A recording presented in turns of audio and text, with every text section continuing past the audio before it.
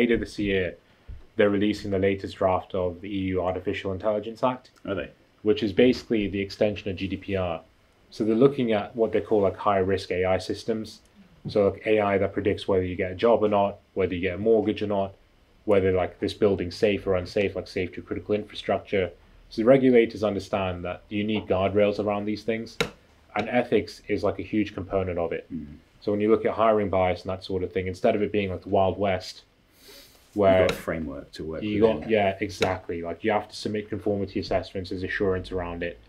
And the idea is that certain things like social scoring systems, like if you live in a society where an algorithm rates you, all of us based on our perceived trustworthiness and who we can speak with, who we can network with, whether we're actually allowed to work for this company or not, where they're saying these basically threaten fundamental human rights and we shouldn't actually be going down this route. No, 100%. I mean, you're going down a Black Mirror episode. Yeah, basically. it's literally an attempt to say, let's not go down the Black Mirror route. Okay.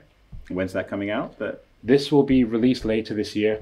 Okay. Actual being mandated will be in expected 2025. So that's when the fines start hitting. It's actually, it's clear from the draft of the legislation, the first one, they were actively looking at basically the big tech companies, these who they were targeting. Like all these, and that is really the purpose of the legislation, is to say we have to actually start thinking about ethics and well-being, and creators of AI systems, the big tech companies, will have to basically explain how did you think about ethics when it comes to like harms, whether it's like harm people physically or psychologically, and what steps did you take to remove them. So even if you look at Facebook, right, even with things like the like button, it was just a simple design trick, right? Like design technique. You just click the like button, it shows social proofing which ideas are the best or not.